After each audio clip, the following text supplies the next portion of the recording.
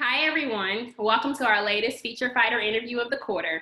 We are here with one of our newest signees and notable amateur standouts prior to turning pro, Jalil Major Hackett. Jalil, feel free to say hello and introduce yourself. Hey, how you doing, Mayweather Promotions world, Mayweather Promotions fans? It's me, Jalil Hackett. I'm here. So tell us what sparked your love for the sweet science.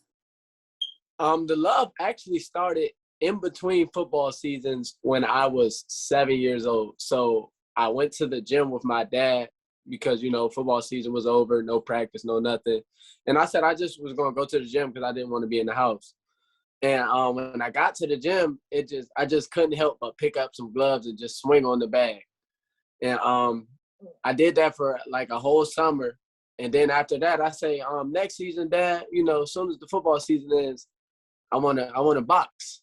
And if I like it, I'm gonna keep going. And if not, I'll just stick with football. But I end up liking it. So the rest is history. Awesome. So you traded in football for boxing. 9 years, 149 wins, and a multitude of national amateur championship titles later, you decided to turn pro. What factors play a role in you determining that it was time to leave the amateur ranks and go pro? It was more of it's your time thing, because I seen a lot of other young amateurs that were in the division I was in. I was a junior at the time. Seen a lot of them like making that move, shopping themselves around to different promotional companies, saying like, I'm about to make the jump. Let's go. And even though I had thought about it, I never verbalized it publicly until after my last national tournament, which was December of 2018. And after that, I just say it's time for me to make that jump. I feel like I'm prepared.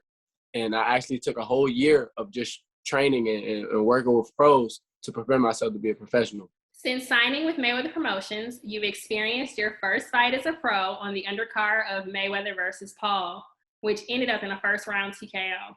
How would you describe that experience? It was a once-in-a-lifetime experience. Not too many fighters get to say they fought on Floyd Mayweather's undercard. So for me to be able to say I did that in my debut was amazing. And then on top of that, I went out there and got a first-round TKO. And it was unreal. I enjoyed myself. Your father, Bernard, has been your head trainer since you began boxing. Describe how it feels to always have your father in your corner up to this point. It feels great. Not only is he my dad, so he has my best interest, but he's my coach too. So I feel like I'm always giving it 1,000%. Even if I feel like I can rest a little this day, he tell me, "Nah, pick it up, because you didn't get here by slacking and hoping that somebody would notice you. You got here with hard work, and as fast as you got here is as fast as it'll be taken away if you don't work hard." So having him always in my ear, pushing me every day is a real blessing. Tell me what a typical training day looks like for you. I usually get up in the morning around 8:30 or 9 o'clock. I eat cereal. Usually it'll probably be like some Raisin Bran or Bran Flakes. I do a nice little stretch out. Every blue moon, I'll probably do some yoga. Okay. And then I get my morning run in. Then I do my calisthenics, push-ups, sit-ups, etc. And then I'll be back in the gym in the evening around 6:30 or 7 to get my second workout in as far as boxing, if I have sparring, or working on some drills, sharpening myself up. Can you share with everyone why you selected Major as your in-ring alias and how it describes you? I get this one a lot, and it's a crazy story. So growing up, my dad I always used to ask, like, where y'all get Major from? Where y'all get Major from? And he always used to tell me like a blow-off story because he knew I didn't really care. I just was curious. But not too long ago, about 2-3 years ago, I asked him, and he was like, once upon a time, it was a quarterback that played for West Virginia, and his name was Major Harris. And he was the first African-American quarterback to lead, I think it was a Power 5 school, to a national championship. They didn't win, but he was one of the first African-American quarterbacks to do so. He was more of a Michael Vick before it was Michael Vick. mind you, Michael Vick is one of my favorite players. So once he told me this story, it was like, I gotta stick with it forever. And when I turned pro and I was thinking about nicknames, I said, man, Jalil Major Hackett is already on my birth certificate. That's my government name. So I'm going to keep the Major as my ring name.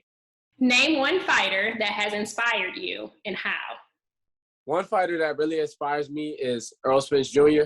Not only because a lot of people tell us we fight a lot, but his resilience. You know, if you're a boxing fan, you know he had the almost fatal car accident, and a lot of us, and even me, thought his career was over. But he actually came back not too long ago and fought. So that perseverance really affected me, and it made him one of my favorite fighters. He was always like a fighter that I loved to watch, but after that, he became my favorite fighter. What goals would you like to accomplish by the end of next year? By the end of next year, I want to have stepped up from 4 rounds to either 6 or 8 rounders.